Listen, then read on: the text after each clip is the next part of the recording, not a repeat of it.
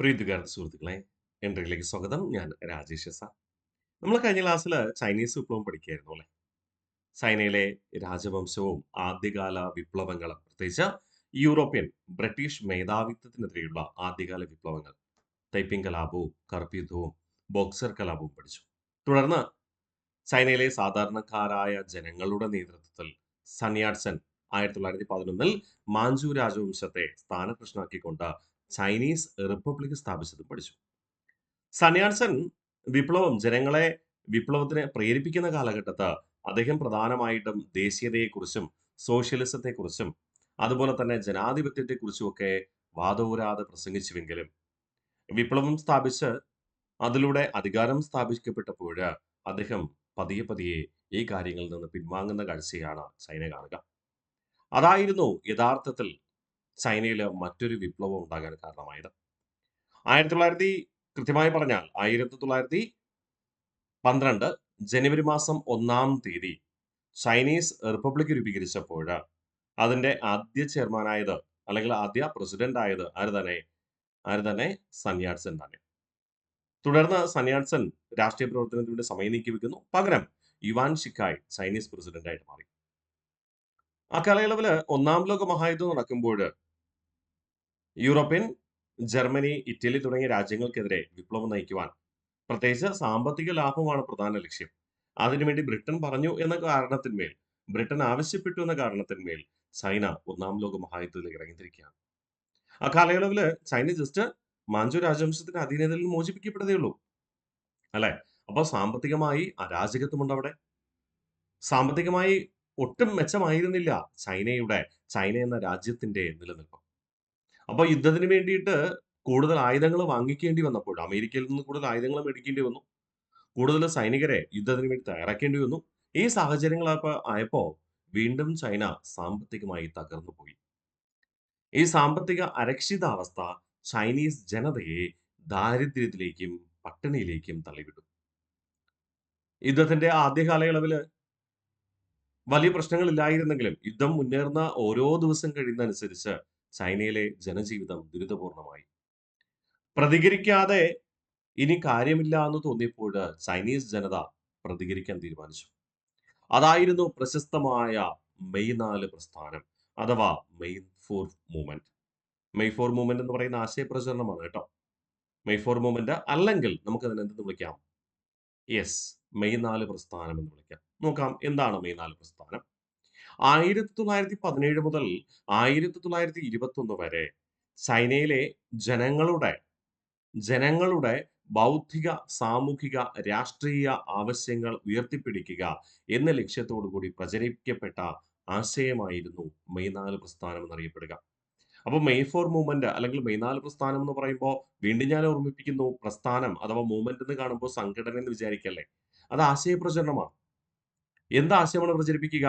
Chinese ജനതയ്ക്ക് ബൗദ്ധിക, സാമൂഹിക, രാഷ്ട്രീയ ആവശ്യങ്ങൾ വേണം എന്ന് പറഞ്ഞാൽ മെച്ചപ്പെട്ട വിദ്യാഭ്യാസം വേണം. അത് ബൗദ്ധിക അവകാശം. സാമൂഹിക അവകാശം, മെച്ചപ്പെട്ട ക്ഷേമ പദ്ധതികൾ വേണം. എന്തിന്? ദാരിദ്ര്യത്തിൽ നിന്നും പട്ടിണിയിൽ നിന്നും കരകയറുവാൻ. രാഷ്ട്രീയ പരിഷ്കരണം ആവശ്യമാണ്.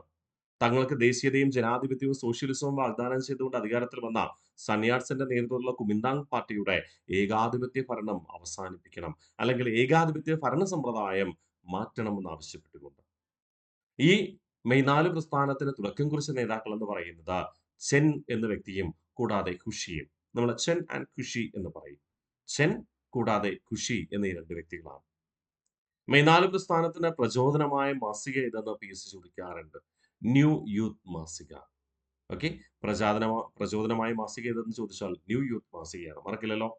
അപ്പൊ മെയ് 4 പ്രസ്ഥാനം അഥവാ മെയ് 4 മൂവ്മെന്റ് 1917 മുതൽ 21 വരെ ചൈനയിലെ സാധാരണക്കാരായ ജനങ്ങൾക്കിടയിൽ അലയടിച്ച ആശയപ്രചരണം. ഈ ആശയപ്രചരണത്തിന്റെ നേതാക്കൾ ചെന്നും ഖുഷി. ലക്ഷ്യം ബൗദ്ധിക, സാമൂഹിക, രാഷ്ട്രീയ പരിഷ്കരണം. ബൗദ്ധിക, സാമൂഹിക, രാഷ്ട്രീയ പരിഷ്കരണം. മെയ് 4 പ്രസ്ഥാനത്തിന് പ്രചോദനമായി മാറിയത് ന്യൂ യൂത്ത് മാസികയാണ്. ഒന്നാം ലോക മഹായുദ്ധത്തിൽ ചൈനയുടെ ഇടപെടലാണ് മെയ് 4 പ്രസ്ഥാനത്തിന് തുടക്കം കുറിക്കാൻ കാരണം. ഒന്നാം ലോക മഹായുദ്ധം അവസാനിച്ചപ്പോൾ ജർമ്മനിയിൽ നിന്നും മറ്റ് പരാജയപ്പെട്ട രാജ്യങ്ങളിൽ നിന്നും നഷ്ടപരിഹാരം ഈടാക്കുവാൻ ബ്രിട്ടനും അമേരിക്കയും തുടങ്ങിയ രാജ്യങ്ങളൊക്കെ ശ്രമിച്ചു. ചൈനയും വിജയിച്ച സഖ്യരാഷ്ട്രമാണ്. പക്ഷേ ബ്രിട്ടനും അമേരിക്കയും ഒക്കെ മെച്ചപ്പെട്ട ലാഭം കൊയ്തപ്പോൾ ചൈനയ്ക്ക് അർഹമായ നഷ്ടപരിഹാരം പോലും അവർ നൽകിയില്ല. ചൈനയെ ഒരു രണ്ടാം കിട രാജ്യമായിട്ട് കണക്കാക്കി. വിജയിച്ച രാജ്യമാണ്. പക്ഷെ ഒരു രണ്ടാം കിട രാജ്യമായിട്ട് കണക്കാക്കി ബ്രിട്ടനോ അമേരിക്കയോ മെച്ചപ്പെട്ട നഷ്ടപരിഹാരം ആർക്ക് നൽകിയില്ല? ചൈനയ്ക്ക് നൽകിയില്ല. അത് വീണ്ടും സാമ്പത്തിക സ്ഥിതി ദുർബലമാക്കി. അങ്ങനെയാണ് ഈ ആശയ പ്രചരണത്തിന്റെ മെയ് 4 പ്രസ്ഥാനം എന്ന ആശയ പ്രചരണത്തിനെ ഒരു സംഘടന രൂപീകരിക്കണമെന്നും ആ സംഘടനയിലൂടെ അവകാശം നേടിയെടുക്കണം എന്ന ചിന്താഗതി ഉണ്ടാകുന്നത്. അങ്ങനെ ഈ മെയ് 4 പ്രസ്ഥാനം 1917 ആരംഭിച്ചു എന്ന് പറഞ്ഞു. 1921 വരെ ഈ ആശയം പ്രചരിച്ചു എന്ന് പറഞ്ഞു അല്ലെ. കൃത്യമായി പറഞ്ഞാൽ 1921 മെയ് മാസം 4 തീയതിയില് മെയ് 4 മൂവ്മെന്റ് മെയ് 4 പ്രസ്ഥാനത്തെ എന്താക്കി മാറ്റി? അതുവരെ ആശയ പ്രചരണമായിരുന്ന മെയ് 4 പ്രസ്ഥാനം 1921 മെയ് 4-ന് എന്താക്കി പുനഃസംഘടിപ്പിച്ചു? Chinese communist പാർട്ടിയായി പുനഃസംഘടിപ്പിച്ചു. അപ്പോൾ ചൈനീസ് കമ്മ്യൂണിസ്റ്റ് പാർട്ടി രൂപീകരിക്കുന്നത് എന്നാണ്? 1921 മെയ് 4-ന്. 1917 മുതൽ 21 വരെ പ്രവർത്തിച്ചിരുന്ന മെയ് 4 പ്രസ്ഥാനത്തിലെ ആ ആശയത്തിൽ പ്രചോദനം ഉൾക്കൊണ്ടവരാണ് ചൈനീസ് കമ്മ്യൂണിസ്റ്റ് പാർട്ടി രൂപീകരിക്കുക. ചൈനീസ് കമ്മ്യൂണിസ്റ്റ് പാർട്ടിയുടെ സ്ഥാപകൻ എന്ന് പറയുന്നത് മാവോ സേതുങ് ആണ്. ഓക്കെ. ചൈനീസ് കമ്മ്യൂണിസ്റ്റ് പാർട്ടിയുടെ മുൻഗാമി എന്നറിയപ്പെടുന്നത് പി.എസ്. ജോസഫിനാണ്. ചൈനീസ് കമ്മ്യൂണിസ്റ്റ് പാർട്ടിയുടെ മുൻഗാമി എന്നറിയപ്പെടുന്നത് എന്ത്? മെയ് 4 പ്രസ്ഥാനം. ആ മെയ് 4 പ്രസ്ഥാനം ആരംഭിച്ചത് ആരാ? ചെന്നും കുഷിയും. എന്നാൽ 1921 മെയ് 4-ന് ചൈനീസ് കമ്മ്യൂണിസ്റ്റ് പാർട്ടി രൂപീകരിച്ചത് ആരെന്ന് ചോദിച്ചാൽ ആരാണ്? മാവോ സേതുങ് ആണ്. ഈ മാവോ സേതുങ് ആണ് എന്ത് രൂപീകരിക്കുക? ചുവപ്പ് സേന രൂപീകരിക്കുക. നമ്മള് കഴിഞ്ഞ ക്ലാസ്സുകളില് നമ്മള് റഷ്യൻ വിപ്ലവം പഠിച്ചിരുന്നു അല്ലെ? അവിടെ ചുവപ്പ് സേന രൂപീകരിച്ചത് ആരാണ്? ചുവപ്പ് സേന റഷ്യയിൽ ചുവപ്പ് സേന യുഎസ്എസ്ആറിൽ ചുവപ്പ് സേന രൂപീകരിച്ചത് ആരാണ്? റഷ്യയിലെ ചുവപ്പ് സേന രൂപീകരിച്ചത് ആരാണ്? ട്രോട്സ്കി ആണ്. റഷ്യയില് ചുവപ്പ് കാവൽ സേന രൂപീകരിച്ചത് ആരാണ്? ലെനിനാണ് അല്ലെ? ചുവപ്പ് കാവൽ സേന ലെനിനും പിന്നെ ചുവപ്പ് സേന രൂപീകരിച്ചത് ട്രോട്സ്കിയുമാണ്. മറക്കല്ലേ. ഇവിടെ ചൈനയിൽ ചുവപ്പ് സേന രൂപീകരിച്ചത് ആരെന്ന് ചോദിച്ചാല് ചൈനീസ് കമ്മ്യൂണിസ്റ്റ് പാർട്ടിയുടെ നേതൃത്വത്തിൽ മാവോ സേതുങ് ആണ്. ചൈനീസ് കമ്മ്യൂണിസ്റ്റ് പാർട്ടിയുടെ നേതൃത്വത്തിൽ ആരാണ്? മാവോ സേതുങ് ആണ്. ചൈനീസ് കമ്മ്യൂണിസ്റ്റ് പാർട്ടിയുടെ മുദ്രാവാക്യം വിപ്ലവം തോക്കിൻ കുഴലിലൂടെ. കാരണം എന്താ? ആ സമയത്ത് കുമിന്താങ് പാർട്ടിയുടെ ഭരണാധികാരികള് ഇവൻ സന്യാസൻ ആണെങ്കിലും ചിയാങ് കൈഷക്കൊക്കെ ആണെങ്കിലും അവര് സൈനിക ഏകാധിപത്യ നടപടികളിലൂടെ ചൈനീസ് ജനതയുടെ അവകാശ സംരക്ഷണം അടിച്ചൊടുക്കുകയാണ്. അല്ലെ? അടിച്ചൊതുക്കുകയാണ്. കർശനമായി അടിച്ചമർത്തുകയാണ്. അതിനെതിരെ ഞങ്ങൾ സായുധ കലാപം ആരംഭിക്കും എന്നൊരു ഓർമ്മപ്പെടുത്തലാണ് ഈ ചൈനീസ് കമ്മ്യൂണിസ്റ്റ് പാർട്ടിയുടെ മുദ്രാവാക്യം. വിപ്ലവം തോക്കിൻ കുഴലിലൂടെ. ചൈനീസ് കമ്മ്യൂണിസ്റ്റ് പാർട്ടിയുടെ മുൻഗാമി എന്നറിയപ്പെടുന്നത് മെയ് 4 പ്രസ്ഥാനമാണ്. ഞാൻ നിങ്ങളോട് പറഞ്ഞു. അല്ലെ? മറക്കില്ലല്ലോ. ഈ മെയ് 4 പ്രസ്ഥാനം രൂപീകരിക്കാൻ കാരണമായത് അല്ലെങ്കിൽ കമ്മ്യൂണിസ്റ്റ് പാർട്ടി രൂപീകരിക്കാൻ കാരണമായത് 1919-ലെ വേഴ്സായി ഉടമ്പടിയാണ്. കേട്ടോ? വേഴ്സായി ഉടമ്പടിയാണേ. വേഴ്സായി ഉടമ്പടി. വേഴ്സായി ഉടമ്പടി. നമുക്കറിയാം ഒന്നാം ലോക മഹായുദ്ധം അവസാനിപ്പിച്ചുകൊണ്ട് ഒപ്പുവെച്ച ഉടമ്പടിയായിരുന്നു വേഴ്സായി ഉടമ്പടി. ഈ വേഴ്സായി ഉടമ്പടിയിലൂടെയാണ് വിജയിച്ച രാജ്യങ്ങൾ പരാജയപ്പെട്ട രാജ്യങ്ങളിൽ നിന്ന് നഷ്ടപരിഹാരം ഈടാക്കുക. ആ നഷ്ടപരിഹാരത്തിൽ അർഹമായ സ്ഥാനം ആർക്ക് ലഭിച്ചില്ല? ചൈനയ്ക്ക് ലഭിച്ചില്ല. അതായിരുന്നു ഈ ചൈനീസ് കമ്മ്യൂണിസ്റ്റ് പാർട്ടി രൂപീകരിക്കാൻ കാരണമായത് അല്ലെ? വേഴ്സായി ഉടമ്പടിയിൽ പ്രതിഷേധിച്ചുകൊണ്ട് ചൈനയിൽ ആരംഭിച്ച പ്രസ്ഥാനമായിരുന്നു അല്ലെങ്കിൽ ആശയപ്രചരണമായിരുന്നു എന്ത്? മെയ് 4 പ്രസ്ഥാനം. നമ്മൾ മെയ് 4 പ്രസ്ഥാനം പ്രത്യേകിച്ച് പഠിച്ചു. എങ്കിലും മനസ്സിലുണ്ടാവട്ടെ. ഒന്നാം ലോക മഹായുദ്ധ കാലഘട്ടത്തിൽ 1917-ൽ ആരംഭിച്ചു. വേഴ്സായി ഉടമ്പടിയിലൂടെ ചൈനയ്ക്ക് അർഹമായ നഷ്ടപരിഹാരം ലഭിക്കാത്തതിൽ പ്രതിഷേധിച്ചുകൊണ്ട് ഈ മെയ് 4 പ്രസ്ഥാനത്തിന്റെ ആശയപ്രചരണം പൂർവാധികം ശക്തമായി മാറിയത് 1919-ലായിരുന്നു. അങ്ങനെ 1921 ആയപ്പോ മെയ് 4 പ്രസ്ഥാനത്തിലെ പിൻഗാമികളെ അല്ലെങ്കിൽ മെയ് 4 പ്രസ്ഥാനത്തിലെ ഫോളോവേഴ്സിനെ കൂട്ടിയോജിപ്പിച്ചുകൊണ്ട് എന്ത് ചെയ്തു? ചൈനീസ് കമ്മ്യൂണിസ്റ്റ് പാർട്ടി രൂപീകരിച്ചത് മാവോ സേതുങ് ആയിരുന്നു. ക്ലിയർ ആണേ? ചൈനീസ് കമ്മ്യൂണിസ്റ്റ് പാർട്ടിയുടെ മുദ്രാവാക്യം വിപ്ലവം തോക്കിൻകുഴലിലൂടെ. ചൈനീസ് കമ്മ്യൂണിസ്റ്റ് പാർട്ടിയുടെ സൈന്യം എന്ന് പറയുന്നത് ചുവപ്പ് സേന. റഷ്യയിലെ ചുവപ്പ് സേന രൂപീകരിച്ചത് ട്രോട്സ്കിയാണ്. റഷ്യയില് ചുവപ്പ് കാവൽ സേന രൂപീകരിച്ചത് ലെനിനുമാണ്. നമ്മൾ ആൾറെഡി പഠിച്ചതാണ്. ഓർമ്മയുണ്ടെന്ന് കരുതിക്കോട്ടെ. Yes, very good. അടുത്ത ചൈനീസ് കമ്മ്യൂണിസ്റ്റ് പാർട്ടിയുടെ നേതൃത്വത്തിൽ എന്തൊക്കെ സംഭവിച്ചു എന്നാണ് നമ്മൾ ഇനി പഠിക്കുന്നത്. അതിൽ ഏറ്റവും പ്രശസ്തമാണ് ലോങ് മാർച്ച്. കമ്മ്യൂണിസ്റ്റുകൾ ചൈനീസ് കമ്മ്യൂണിസ്റ്റ് പാർട്ടിയുടെ സ്ഥാപകനായ മാവോ സേതുങ്ങിന്റെ നേതൃത്വത്തിൽ 1934 ഒക്ടോബർ 16 മുതൽ ഏകദേശം ഒരു വർഷക്കാലം നീണ്ടു നിൽക്കുന്ന ചൈനയൊട്ടാകെ ഒരു സായുധ കലാപം സംഘടിപ്പിക്കുകയാണ്. ആ സായുധ കലാപത്തെ തന്നെയാണ് ലോങ് മാർച്ച് എന്ന് വിളിക്കുന്നത് കേട്ടോ. പേര് ലോങ് മാർച്ച് ആണെങ്കിലും അവിടെ ലോങ് മാർച്ചിൽ എത്തിച്ചേർന്ന കമ്മ്യൂണിസ്റ്റ് പാർട്ടിയിലെ അംഗങ്ങള് വഴിയിൽ കണ്ട നമ്മുടെ കുമിന്താങ് പാർട്ടിയുടെ സ്ഥാപനങ്ങള് തച്ച് തകർത്തു. ഗവൺമെന്റ് സ്ഥാപനങ്ങള്, അതായത് സിയാങ് കൈഷക്കിന്റെ ഏകാധിപത്യ ഭരണം നിലനിന്നിരുന്ന പ്രദേശങ്ങള് ആക്രമിച്ച് കീഴ്പ്പെടുത്തി. അതുകൊണ്ട് ഇതിനെ വിപ്ലവം എന്നും വിളിക്കാറുണ്ട് കേട്ടോ. അപ്പൊ ലോങ് മാർച്ച് കമ്മ്യൂണിസ്റ്റുകൾ മാവോയുടെ നേതൃത്വത്തിൽ നടത്തിയ ഒരു പ്രതിഷേധ പ്രക്ഷോഭം എന്ന് വിളിക്കാം. 1934 ഒക്ടോബർ 16 മുതൽ 1935 ഒക്ടോബർ 22 വരെ. നോക്കിയേ, ഒരു വർഷവും 6 ദിവസവും അല്ലെ? അല്ല, ഒരു വർഷം 7 ദിവസവും. അപ്പോ 1934 ഒക്ടോബർ 16, അടുത്ത വർഷം 1935 ഒക്ടോബർ 15 ആകുമ്പോൾ ഒരു വർഷമാവും. പിന്നെ 7 ദിവസം കൂടെ അല്ലെ? ഒക്ടോബർ 22 വരെ. ഒരു വർഷവും 7 ദിവസവും നീണ്ടു നിന്ന മാർച്ച്. ചിയാങ് കൈഷക്കിന്റെ ഏകാധിപത്യ സൈനിക ഭരണത്തിനെതിരെ നടത്തിയ ഒരു പ്രക്ഷോഭമായിരുന്നു, അല്ലെങ്കിൽ ഒരു മാർച്ച് ആയിരുന്നു ലോങ് മാർച്ച് എന്ന് പറയുന്നത്. ഈ മാർച്ച് കടന്നുപോയ വഴികളിലെ കുമിന്താങ് പാർട്ടിയുടെ കുമിന്താങ് പാർട്ടിയുടെ ഓഫീസുകൾ പിടിച്ചടക്കി. ചിയാങ് കൈഷക്കിന്റെ പ്രാദേശിക ഭരണ പ്രദേശങ്ങളെല്ലാം പിടിച്ചടക്കുകയാണ്. തെക്കൻ ചൈനയിലെ ജിയാങ്ഷിയിൽ നിന്ന് പടിഞ്ഞാറ് യെനാൻ വരെയായിരുന്നു ഈ ജാഥ. ഏകദേശം 12,000 കിലോമീറ്റർ. അപ്പോൾ ഒട്ടനവധി ഭൂപ്രദേശങ്ങൾ ലോങ് മാർച്ചിലൂടെ ചൈനീസ് കമ്മ്യൂണിസ്റ്റ് പാർട്ടി പിടിച്ചടക്കി അവരുടെ നേതൃത്വത്തിൽ ഭരണം സ്ഥാപിച്ചു. അതുകൊണ്ടാണ് ലോങ് മാർച്ചിന് അത്രയധികം പ്രാധാന്യം നമ്മൾ കൽപ്പിക്കുക.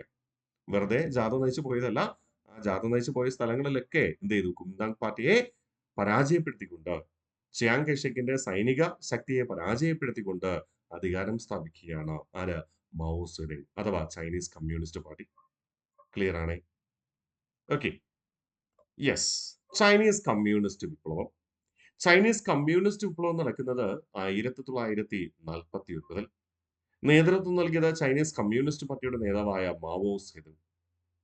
ചിയാങ് കൈഷക്കിന്റെ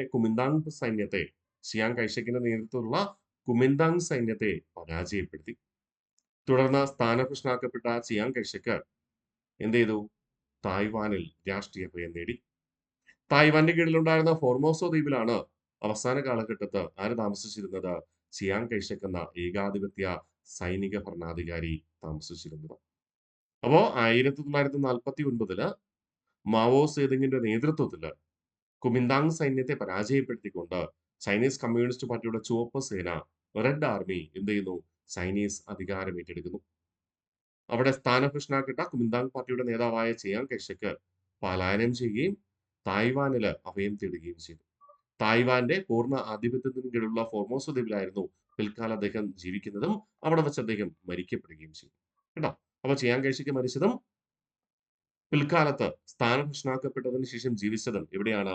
തായ്വാന്റെ അധീനതയിലുള്ള ഫോർമോസോ ദ്വീപിലാണ്. ഓക്കെ, അടുത്ത് പറയുന്നു ചൈനീസ് ജനകീയ റിപ്പബ്ലിക്. കഴിഞ്ഞ ക്ലാസ്സിൽ ഞാൻ കുറെ തവണ പറഞ്ഞിരുന്നു, എങ്കിലും വീണ്ടും ഞാൻ ഓർമ്മിപ്പിക്കട്ടെ. സന്യാട്സിന്റെ നേതൃത്വത്തിൽ 1911 ചൈനയിൽ ഉണ്ടായ വിപ്ലവം ജനകീയ വിപ്ലവം എന്നറിയപ്പെടുന്നു. 1911 ചൈനീസ് വിപ്ലവം അഥവാ ജനകീയ വിപ്ലവത്തെ തുടർന്ന് 1912 ജനുവരി മാസം 1-ാം തീയതി ചൈനീസ് റിപ്പബ്ലിക് രൂപീകരിച്ചു.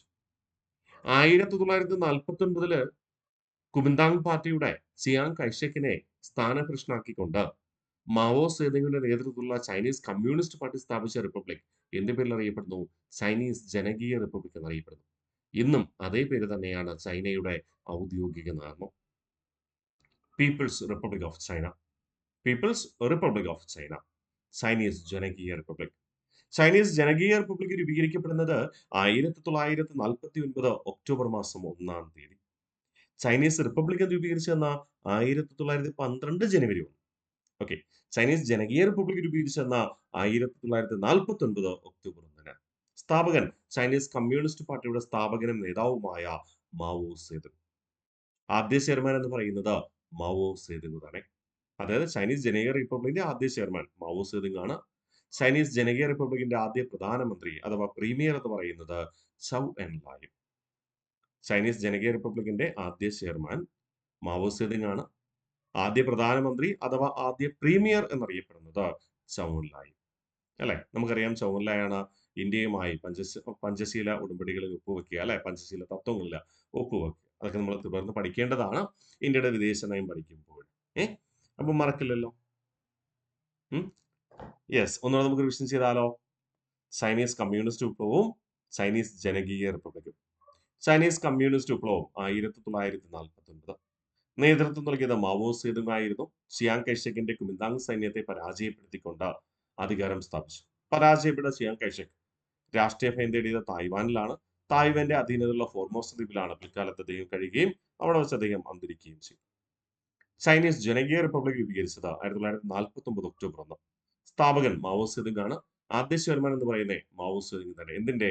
ചൈനീസ് ജനകീയ റിപ്പബ്ലിക്കിന്റെ ആദ്യ ചെയർമാൻ മാവോ സേതുങ് അഥവാ പ്രസിഡന്റ്. പ്രധാനമന്ത്രി അഥവാ പ്രീമിയറായി നിയമിക്കപ്പെട്ടത് ചൗ എൻലായി. മാവോ സേതുങ്ങിന്റെ നേതൃത്വത്തിൽ വീണ്ടും ഉണ്ടായതാണ് സാംസ്കാരിക വിപ്ലവം. ചൈനയെ അല്ലെങ്കിൽ വംശീയതയുടെ അടിസ്ഥാനത്തിൽ ചൈനയെ ഏകീകരിക്കുവാനുള്ള ശ്രമമായിരുന്നു സാംസ്കാരിക വിപ്ലവം. സാംസ്കാരിക വിപ്ലവത്തിന് നേതൃത്വം നൽകിയത് മാവോ സേതുങ് ആയിരുന്നു. 1966 മുതൽ 69 വരെ സാമൂഹിക രാഷ്ട്രീയമായ രക്തരൂക്ഷിത വിപ്ലവം. ചൈനയിലെ കുടിയേറ്റം നടത്തിയിരുന്ന പല വംശീയരെയും കൊന്നൊടുക്കി. കുമിന്താങ് പാർട്ടിയെ അപ്പോഴും വിശ്വസിച്ചിരുന്ന അല്ലെങ്കിൽ ചൈനീസ് കമ്മ്യൂണിസ്റ്റ് പാർട്ടിയുടെ ശത്രുക്കളെന്ന് കണക്കാക്കുന്ന പലരെയും കൊന്നൊടുക്കി. അതിൽ ഭൂപ്രഭുക്കന്മാരുൾപ്പെടെ ഉണ്ടായിരുന്നു എന്നത് യാഥാർത്ഥ്യമാണ്. അപ്പോൾ ചൈനീസ് ജനതയെ വംശീയമായി ഏകീകരിക്കുക എന്ന ലക്ഷ്യത്തോടു കൂടി മാവോ സേതുങ് നടത്തിയ വിപ്ലവമാണ് സാംസ്കാരിക വിപ്ലവം എന്ന പേരിൽ അറിയപ്പെടുക. അഭയാർത്ഥികളെ എത്തിയവരെയും പ്രഭുക്കന്മാരെ ഇപ്പോഴും അംഗീകരിക്കുന്നവരെയും കുമിന്താങ് പാർട്ടിയെ അംഗീകരിക്കുന്നവരെയും ചൈനീസ് കമ്മ്യൂണിസ്റ്റ് പാർട്ടിയെ എതിർക്കുന്നവരെയും ഒക്കെ ഈ സാംസ്കാരിക വിപ്ലവ കാലഘട്ടത്ത് ആര് കൊന്നൊടുക്കി? മാവോ സേതുങ്ങിന്റെ നേതൃത്വത്തിലുള്ള ചുവപ്പ് സേന, റെഡ് ആർമി കൊന്നൊടുക്കി. ഏത് തൊട്ട് ഇതുവരെ? 1966 മുതൽ 69 വരെ. അതുകൊണ്ട് തന്നെ സാമൂഹിക രാഷ്ട്രീയ രക്തരൂക്ഷിത വിപ്ലവം എന്ന് വിശേഷിപ്പിക്കുന്നു. സാമൂഹിക രാഷ്ട്രീയ രക്തരൂക്ഷിത വിപ്ലവം, രക്തം ചിന്തിയ വിപ്ലവം എന്ന് വിളിക്കുന്നു. ഓക്കെ അല്ലേ? അപ്പൊ PSC ചോദിക്കാറുണ്ട് സാംസ്കാരിക വിപ്ലവത്തിന് നേതൃത്വം നൽകിയത് മാവോ സേതുങ്. 1934 മുതൽ 35 വരെ നടന്ന ലോങ് മാർച്ചിന് നേതൃത്വം നൽകിയത് മാവോ സേതുങ്. ചൈനയിലെ കമ്മ്യൂണിസ്റ്റ് വിപ്ലവത്തിന് നേതൃത്വം നൽകിയത് മാവോ സേതുങ് തന്നെ. മാവോ സേതുങ്ങിനെ കുറിച്ച് വേറെ എന്തെങ്കിലും ഉണ്ടോ? നമുക്ക് നോക്കാം. ജനകീയ ചൈന റിപ്പബ്ലിക്കിന്റെ സ്ഥാപകനായിരുന്നു മാവോ സേതുങ്. 1949 ഒക്ടോബർ മാസം 1 രൂപീകരിച്ചു എന്ന് നമ്മൾ പറഞ്ഞല്ലോ. ചൈനയിൽ ചുവപ്പ് സേന രൂപീകരിച്ചത് ചൈനീസ് കമ്മ്യൂണിസ്റ്റ് പാർട്ടിയുടെ കീഴിൽ ആര് തന്നെ? മാവോ സേതുങ് തന്നെ. അത് നമ്മൾ പഠിച്ചു. ചൈനീസ് പഞ്ചവത്സര പദ്ധതിക്ക് തുടക്കം കുറിച്ചത് മാവോ സേതുങ് ആണ്. കാരണം റഷ്യയുടെ സഹായത്താലാണ് ചൈനയിൽ കമ്മ്യൂണിസ്റ്റ് പാർട്ടി പ്രവർത്തിച്ചിരുന്നത്. റഷ്യ ആയിരുന്നു രഹസ്യമായി കമ്മ്യൂണിസ്റ്റ് പാർട്ടിക്ക് സൈനിക ശക്തി അതുപോലെ തന്നെ ആയുധ സഹായമൊക്കെ നൽകിയിരുന്നത്. അപ്പൊ റഷ്യയിൽ ഉണ്ടായിരുന്ന പഞ്ചവത്സര പദ്ധതി ചൈനയിലെ കമ്മ്യൂണിസ്റ്റ് പാർട്ടിയുടെ നേതാവായ മാവോ സേതുങ് അതുപോലെ നടപ്പിലാക്കാൻ ശ്രമിക്കുന്നു. നടപ്പിലാക്കിയപ്പോൾ അതിന് എന്തെന്ന് പേരിട്ടു? ഗ്രേറ്റ് ലീപ്പ് ഫോർവേഡ് എന്ന് പേരിട്ടു. അപ്പോൾ ചൈനയിൽ പഞ്ചവത്സര പദ്ധതി ആരംഭിച്ചത് മാവോ സേതുങ് ആണ്. ചൈനയിൽ ഈ പഞ്ചവത്സര പദ്ധതി എന്ത് പേരിൽ അറിയപ്പെട്ടു? ഗ്രേറ്റ് ലീപ്പ് ഫോർവേഡ് എന്ന പേരിൽ അറിയപ്പെട്ടു. 1958 മുതൽ 62 വരെ. അതിന്റെ ലക്ഷ്യം ഇതായിരുന്നു: കാർഷിക സമ്പദ് വ്യവസ്ഥയെ വ്യാവസായിക സമ്പദ് വ്യവസ്ഥയാക്കി മാറ്റുക. കാർഷിക സമ്പദ് വ്യവസ്ഥയെ, ചൈന എന്ന കാർഷിക സമ്പദ് വ്യവസ്ഥയെ വ്യാവസായിക സമ്പദ് വ്യവസ്ഥയാക്കി മാറ്റുക. അതായത് അദ്ദേഹം ഉദ്ദേശിച്ച കാര്യം ഇതായിരുന്നു: കാർഷിക വൃത്തിയിൽ ഏർപ്പെട്ടിരിക്കുന്ന ചൈനീസ് ജനത കാർഷിക മേഖല ഉപേക്ഷിക്കുകയും പകരം വ്യവസായവൽക്കരണത്തിന് എന്ത് ചെയ്യണം? നേതൃത്വം കൊടുക്കുകയും വേണം. പക്ഷേ നമ്മുടെ മാവോ സേതുങ് അത് പോസിറ്റീവായിട്ട് പരിണിത ഫലം ഉണ്ടാവുമെന്ന് പ്രതീക്ഷിച്ചെങ്കിലും അമ്പേ പരാജയമായിരുന്നു ഫലം. പെട്ടെന്നൊരു ദിവസം കാർഷിക വൃത്തിയിലുള്ള ആളോട് പോയി വ്യാവസായിക ഉൽപ്പന്നങ്ങൾ നിർമ്മിക്കാൻ പറഞ്ഞു കഴിഞ്ഞാൽ നടക്കുന്ന കാര്യമാണോ? അതുകൊണ്ട് തന്നെ ഈ പഞ്ചവത്സര പദ്ധതി അഥവാ ഗ്രേറ്റ് ലീപ്പ് ഫോർവേഡ് പരാജയപ്പെട്ടു. ആ പരാജയമാണ് ചൈനീസ് കമ്മ്യൂണിസ്റ്റ് പാർട്ടിയെ എതിർക്കുന്ന ഒരു ജനവിഭാഗത്തെ ചൈനയിൽ രൂപീകരിക്കുന്നത്. അവരെ അടിച്ചമർത്തുകയാണ് എന്ന് ചെയ്തത് ആ സാംസ്കാരിക വിപ്ലവത്തിലൂടെ നമ്മുടെ മാവോ സേതുങ് ചെയ്തത്. ഓക്കെ, അപ്പോൾ പ്രാധാന്യമുണ്ട് മാവോ സേതുങ്ങിനെ കുറിച്ച് ചൈന ജനകീയ റിപ്പബ്ലിക്കിന്റെ സ്ഥാപകൻ. എന്നാ രൂപീകരിക്കുന്നേ? 1949 ഒക്ടോബർ മാസം 1-ാം തീയതി. ചൈനയിലെ ചുവപ്പ് സേന രൂപീകരിച്ചത് മാവോ സേതുങ് ആണ്. വീണ്ടും ഓർമ്മിപ്പിക്കുന്നു.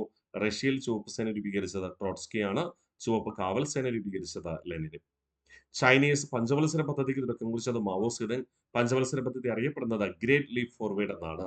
1958 മുതൽ 62 വരെയുള്ള കാലഘട്ടത്തിൽ കാർഷിക സമ്പദ് വ്യവസ്ഥയെ വ്യാവസായിക സമ്പദ് വ്യവസ്ഥയ്ക്ക് മാറ്റുക എന്നതായിരുന്നു ലക്ഷ്യം. പക്ഷേ അത് അമ്പെ പരാജയമായിരുന്നു. അത് ചൈനയിൽ കമ്മ്യൂണിസ്റ്റ് പാർട്ടിയുടെ എതിർസ്വരത്തിന് കാരണമാവുകയും ചെയ്തു. മാവോ സേതുങ്ങിന്റെ പ്രശസ്തമായ കൃതിയാണ് റെഡ് ലിറ്റിൽ ബുക്ക്. എന്താണ്?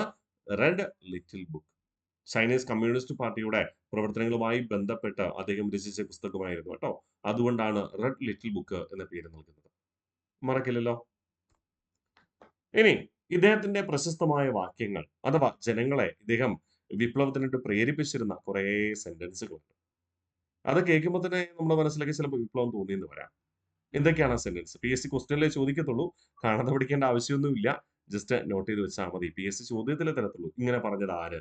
മനസ്സിലായോ? വിപ്ലവം ഒരു അത്താഴ വിരുന്നല്ല. എന്ന് പറഞ്ഞാൽ വിപ്ലവം എന്ന് പറയുന്നത് ഒരു സുഖമായിട്ടുള്ള കാര്യങ്ങളല്ല. അവിടെ നഷ്ടം സംഭവിക്കാം. കഠിനമാണ് എന്നാണ് ആര് പറയുക?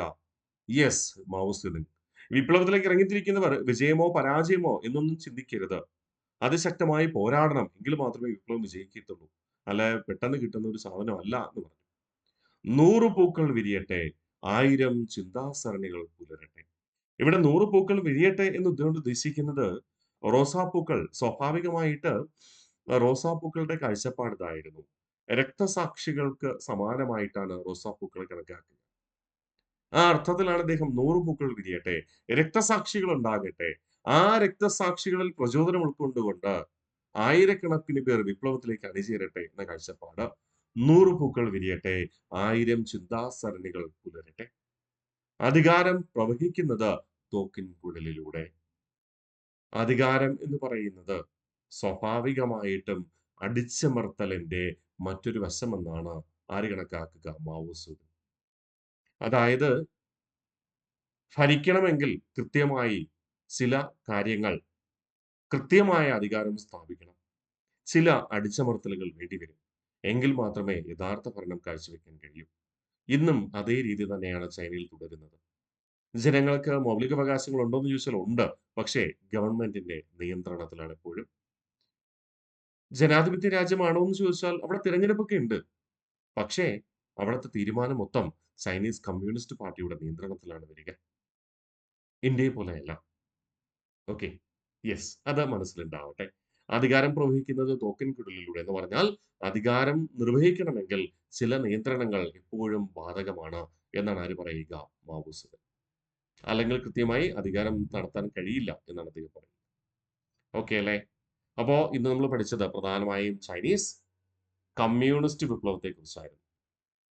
ഒന്ന് നമുക്ക് റിവിഷൻസ് ഉറപ്പിച്ചാലോ? യെസ്. വളരെ കുറച്ച് കാര്യങ്ങളാണ്.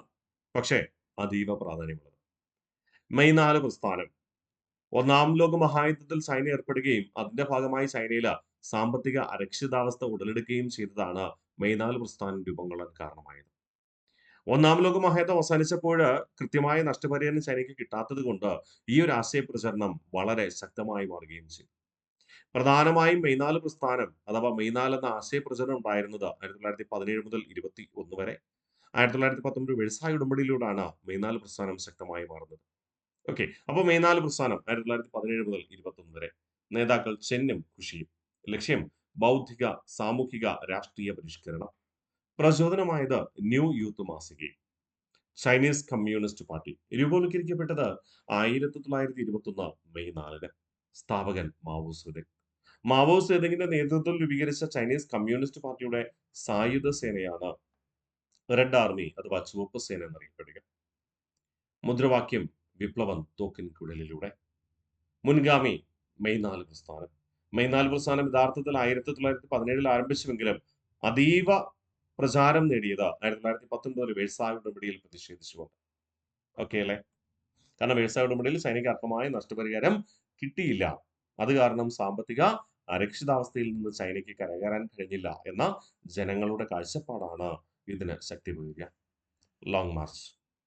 കമ്മ്യൂണിസ്റ്റുകൾ മാവോയുടെ നേതൃത്വത്തിൽ നടത്തിയതായിരുന്നു ലോങ് മാർച്ച്. 1934 ഒക്ടോബർ മാസം 16 മുതൽ 1935 ഒക്ടോബർ മാസം 22 വരെ ഏകദേശം 1 വർഷവും 7 ദിവസവും നീണ്ടുനിന്ന മാർച്ച്. നമ്മൾ പറയുന്ന ലോങ് മാർച്ച് ആണെങ്കിലും ഈ ലോങ് മാർച്ച് സഞ്ചരിച്ച പ്രദേശങ്ങളെല്ലാം ചൈനീസ് കമ്മ്യൂണിസ്റ്റ് പാർട്ടിയുടെ സായുധ സേനയെ റെഡ് ആർമിയുടെ നേതൃത്വത്തിൽ അധികാരം സ്ഥാപിച്ചു എന്നതാണ് യാഥാർത്ഥ്യം. ചിയാങ് കൈഷക്കിന്റെ ഏകാധിപത്യ സൈനിക ഭരണത്തിനെതിരെയുള്ള മാർച്ച്. തെക്കൻ ചൈനയിലെ ജിയാങ്ഷിയിൽ നിന്ന് പടിഞ്ഞാറ് യനാൻ വരെയായിരുന്നു ഏകദേശം 12,000 കിലോമീറ്റർ ദൂരത്തിൽ ലോങ് മാർച്ച് നടത്തപ്പെടുക. ചൈനീസ് കമ്മ്യൂണിസ്റ്റ് വിപ്ലവം 1949. നേതൃത്വം നൽകിയത് ചൈനീസ് കമ്മ്യൂണിസ്റ്റ് പാർട്ടിയുടെ സ്ഥാപകനും നേതാവുമായ മാവോ സെതൂങ്. സൈനിക ഏകാധിപത്യ ഭരണം നടത്തിയിരുന്ന കുമിന്താങ് പാർട്ടിയുടെ ചിയാങ് കൈഷക്കിനെ കുമിന്താങ് സൈന്യത്തെ പരാജയപ്പെടുത്തിക്കൊണ്ട് മാവോ സെതൂങ് എന്ത് ചെയ്തു? ചൈനയിൽ കമ്മ്യൂണിസ്റ്റ് വിപ്ലവത്തെ തുടർന്ന് അധികാരം സ്ഥാപിച്ചു, അഥവാ കമ്മ്യൂണിസ്റ്റ് ചൈന സ്ഥാപിച്ചു. ചിയാങ് കൈഷക്ക് നാടുകടത്തപ്പെട്ടു, അല്ലെങ്കിൽ അദ്ദേഹം പലായനം ചെയ്ത് ഇങ്ങോട്ട് തായ്വാനിലേക്ക്. തായ്വാന്റെ അധികാര പരിധിയിലുള്ള ഫോർമോസ ദ്വീപിലാണ് പിൽക്കാലത്ത് അദ്ദേഹം കഴിയുകയും അവിടെ വെച്ച് അദ്ദേഹം മരണമടയുകയും ചെയ്തു. ചൈനീസ് കമ്മ്യൂണിസ്റ്റ് വിപ്ലവത്തെ തുടർന്ന് രൂപീകരിക്കപ്പെട്ട റിപ്പബ്ലിക്കൻ ഭരണകൂടം ചൈനീസ് ജനകീയ republic, People's republic of China എന്നറിയപ്പെട്ടു. 1949 ഒക്ടോബർ 1 ചൈനീസ് ജനകീയ റിപ്പബ്ലിക് രൂപീകരിക്കുക. ജനകീയ വിപ്ലവം 1911 ആയിരുന്നു. ആ ജനകീയ വിപ്ലവത്തെ തുടർന്ന് ചൈനയിൽ രൂപീകരിച്ചത് ചൈനീസ് റിപ്പബ്ലിക് ആയിരുന്നു. ചൈനീസ് റിപ്പബ്ലിക് എന്ന രൂപീകരിക്കുക 1912 ജനുവരി 1. മറക്കല്ലേ, ചൈനീസ് റിപ്പബ്ലിക് സ്ഥാപിച്ചത് 1912 ജനുവരി 1 സന്യാസൻ. ഇവിടെ ചൈനീസ് ജനകീയ റിപ്പബ്ലിക് രൂപീകരിച്ചത് മാവോ സെതൂങ് 1949 ഒക്ടോബർ 1. ആദ്യ ചെയർമാൻ എന്ന് പറയുന്ന മാവോ സെതൂങ് ആണ്. പ്രധാനമന്ത്രി അഥവാ ചൈനയുടെ ആദ്യത്തെ പ്രീമിയർ എന്ന് പറയുന്നത് ചൗ എൻലായ്. സാംസ്കാരിക വിപ്ലവത്തിന് നേതൃത്വം കൊടുത്തത് മാവോ സെതൂങ്. ചൈനയിലെ ജനങ്ങളെ വംശീയമായി ഏകീകരിക്കുക, ചൈനീസ് കമ്മ്യൂണിസ്റ്റ് പാർട്ടി എതിർക്കുന്നവരെ അമർച്ച ചെയ്യുക തുടങ്ങിയവയായിരുന്നു ഇക്കാലഘട്ടത്ത് മാവോ സെതൂങ്ങിന്റെ നേതൃത്വം നടത്തിയ പ്രത്യക്ഷ സമരത്തിൽ സംഭവിച്ചത്. അതുകൊണ്ട് തന്നെ 1966 മുതൽ 69 വരെയുള്ള ഈ കാലഘട്ടത്തെ സാമൂഹിക രാഷ്ട്രീയ രക്തരൂക്ഷിത വിപ്ലവം എന്ന് വിളിക്കുന്നു. രക്തം ചിന്തപ്പെട്ട വിപ്ലവം എന്നാണ് വിശേഷിപ്പിക്കുക. മാവോ സെതൂങ് ജനകീയ ചൈന റിപ്പബ്ലിക്കിന്റെ സ്ഥാപകനാണ് മാവോ സെതൂങ്. ചൈനയില് ചുവപ്പ് സേന രൂപീകരിച്ചത് ആരെന്ന് ചോദിച്ചാൽ ആര് തന്നെയാണ്?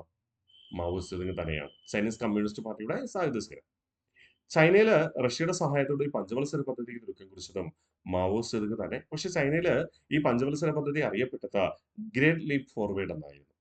1958 മുതൽ 62 വരെയുള്ള കാലഘട്ടത്തിൽ കാർഷിക രാജ്യമായ ചൈനയിലെ കാർഷിക സമ്പദ് വ്യവസ്ഥയെ വ്യാവസായിക സമ്പദ് വ്യവസ്ഥയെ മാറ്റുക എന്നതായിരുന്നു ലക്ഷ്യം. പക്ഷേ ആ പദ്ധതി അമ്പേ പരാജയപ്പെട്ടു. മാവോ സെതൂങ്ങിന്റെ കമ്മ്യൂണിസ്റ്റ് പാർട്ടിയുടെ പ്രവർത്തനങ്ങളുമായി ബന്ധപ്പെട്ട പ്രശസ്തമായ പുസ്തകം അഥവാ അദ്ദേഹത്തിന്റെ പ്രവർത്തനവുമായി ബന്ധപ്പെട്ട പുസ്തകമാണ് റെഡ് ലിറ്റിൽ ബുക്ക് എന്ന പേരിൽ അറിയപ്പെടുന്നത്. മാവോ സെതൂങ്ങിന്റെ പ്രശസ്തമായ പ്രബോധനങ്ങൾ അഥവാ അദ്ദേഹം പറഞ്ഞ വാക്യങ്ങൾ, അദ്ദേഹത്തിന്റെ പ്രസംഗങ്ങളിലെ പ്രധാന ആശയങ്ങൾ. വിപ്ലവം ഒരു അത്താഴ വിരുന്നല്ല. വിപ്ലവം എന്ന് പറയുന്നത് എളുപ്പത്തിൽ നേടാൻ കഴിയുന്ന ഒന്നല്ല. 100 പൂക്കൾ വിരിയട്ടെ, 1000 ചിന്താസരണികൾ പുലരട്ടെ. അധികാരം പ്രവഹിക്കുന്നത് തോക്കിൻ കുഴലിലൂടെ. അധികാരം നേടാൻ സായുധ ഭരണം ആവശ്യമാണ്, സായുധ വിപ്ലവം ആവശ്യമാണ്. അധികാരം നിലനിർത്തുവാനും സായുധ ആധിപത്യം ആവശ്യമാണ് എന്ന കാഴ്ചപ്പാട്. ഓക്കെ അല്ലേ? അപ്പൊ 2 ക്ലാസ്സുകളിലൂടെ നമ്മൾ ചൈനീസ് വിപ്ലവം പഠിച്ചുറപ്പിച്ചു കഴിഞ്ഞു. ഓക്കെ അല്ലേ? അപ്പൊ ഇത്രയും നിങ്ങളുടെ മനസ്സിലുണ്ടെന്ന് ഞാൻ കരുതുന്നു. നമുക്കിനി അടുത്ത ക്ലാസ്സിൽ പഠിക്കേണ്ടത് ലോകമഹായുദ്ധങ്ങളാണ്. അടുത്ത ക്ലാസ്സുകളിലൂടെ നമ്മൾ 1-ാം ലോക മഹായുദ്ധം പഠിക്കും. ആ 1-ാം ലോക മഹായുദ്ധമാണ് ഫാസിസത്തിലേക്കും നാസിസത്തിലേക്കും ലോകത്തെ നയിക്കുന്നത്. ആ ഫാസിസത്തിന്റെയും നാസിസത്തിന്റെയും വളർച്ചയാണ് 2-ാം ലോക മഹായുദ്ധത്തിന് കാരണമായത്. വീണ്ടും ഒരു ലോക മഹായുദ്ധം ഉണ്ടാകാതിരിക്കട്ടെ എന്ന ലക്ഷ്യത്തോടു കൂടി 1-ാം ലോക മഹായുദ്ധാനന്തരം ആരംഭിച്ചതായിരുന്നു സർവ്വരാജ്യ സഖ്യം. 2-ാം ലോക മഹായുദ്ധാനന്തരം ആരംഭിച്ചതായിരുന്നു ഐക്യരാഷ്ട്രസഭ. ഈ രീതിയിൽ കൃത്യമായി അടുക്കും ചിട്ടയുമായിട്ടും നമുക്ക് പഠിച്ചുറപ്പിക്കാം. അപ്പൊ ഇതുവരെയുള്ള കാര്യങ്ങൾ കൃത്യമായി പഠിച്ചുറപ്പിച്ചു വരിക. ബാക്കി നമുക്ക് ക്ലാസ്സിൽ പഠിക്കാം.